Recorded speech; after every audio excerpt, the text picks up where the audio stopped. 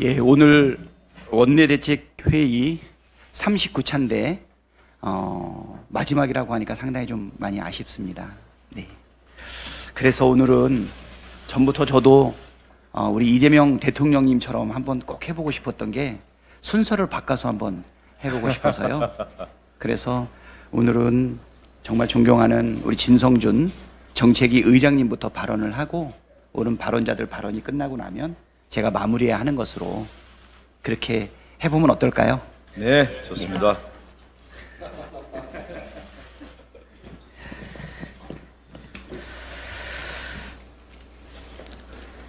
네, 원내대책회의는 오늘이 마지막이지만 우리 박찬대 원내대표님하고 함께하는 회의가 이번 주 목요일 정책조정회의가 한 번 더 있기는 합니다.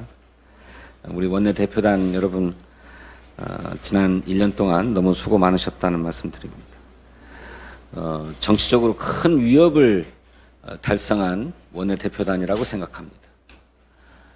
무도한 권력을 파면하고 또 새로운 대통령 선거를 치러서 승리로 이끌어낸 것은 우리 원내대표단이 22대 국회에서 앞장서 싸워주신 덕분이라고 생각합니다. 그 노고에 경의와 감사를 드립니다. 어제 이재명 대통령께서 속도감 있게 추경을 편성할 것을 정부에 지시했습니다. 환영합니다. 경기 회복과 소비 진작이 정말 절실한 우리 경제 상황에서 매우 시의적절합니다. 국제 금융기관들이 예측하듯이 과감하고 신속한 추경 편성은 우리 경제 성장률 회복에 기여할 것입니다. 온 국민이 민생 회복을 체감하기 위해서는 규모 있는 추경 편성이 필요합니다. 올 초 2월에 우리 민주당은 최소한의 경기 방어를 위해서는 약 35조 원 규모의 추경이 필요하다고 보고 그 구체적인 추경 편성 방안을 제시한 바 있습니다.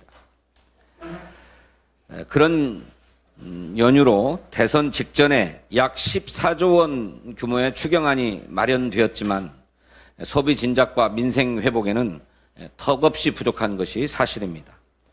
그러므로 민주당은 적어도 21조 원 이상의 추경이 추가로 필요한 상황이다 이렇게 보고 있습니다.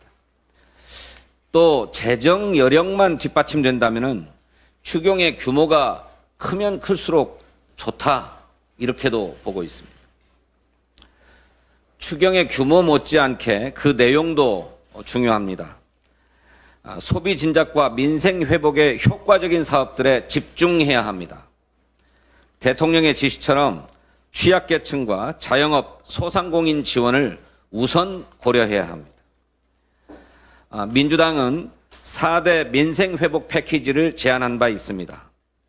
전 국민을 대상으로 한 민생 회복 소비 쿠폰, 상생 소비 캐시백, 8대 분야 소비 바우처, 지역 화폐 할인 지원 등이 그것입니다. 1차 추경 때 일부 사업이 제한적으로 반영되었습니다. 하지만 충분한 반영이 안 되었기 때문에 아쉬움이 컸는데 이번에는 정부가 적극적으로 검토해서 반영해 줄 것을 요청합니다. 내란 사태와 항공기 참사 등으로 어려움을 겪고 있는 소상공인에 대한 손실 보상도 적극 검토돼야 할 것입니다. 필요하다면 국회도 관련 법률 개정으로 뒷받침하겠습니다.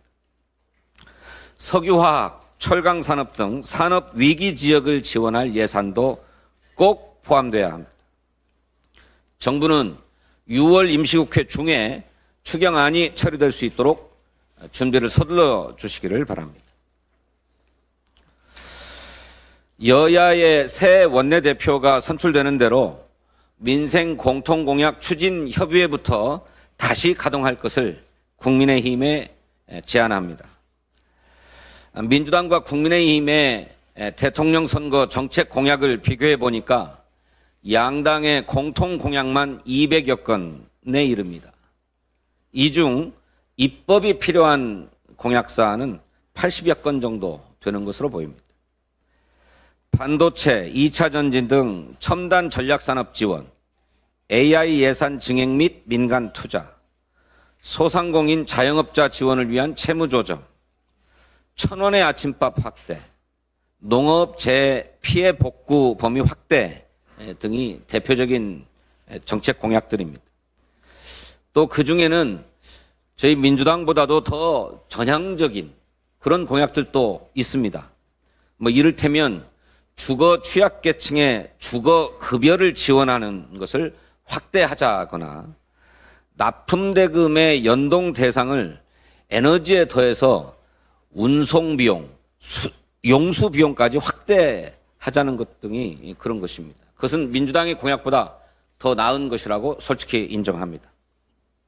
민주당은 이 같은 정책 공약들을 적극 검토해서 반영할 용의가 있습니다. 경제가 어렵다, 내수도 회복이 요원하다고 했던 김문수 후보의 말씀을 기억합니다. 정말 우리 민생 경제가 절박한 상황 아닙니까? 이견이 없는 민생 법안들부터 신속하게 처리하십시다. 민주당과 국민의힘은 지난해 10월에 양당 정책위 의장을 중심으로 총선 민생 공통공약 추진협의회를 출범시켰습니다. 그래서 AI법이라든지 예금자 보호법 등 민생 법안도 처리하면서 일정한 성과도 낸 바가 있습니다. 이처럼 여야가 바뀌었어도 국민을 위해서 실효적인 협의 테이블은 지속합시다. 국민의힘의 새롭게 대한민국과 민주당의 진짜 대한민국의 공통분모를 찾아봅시다. 여야가 이견이 없는 정책 공약부터 신속히 실천해야 국민의힘도 잃어버린 국민의 신임과 지지를 회복할 수 있는 전기를 마련하게 되지 않겠습니까? 국민의힘의 전향적인 협력을 당부합니다. 감사합니다.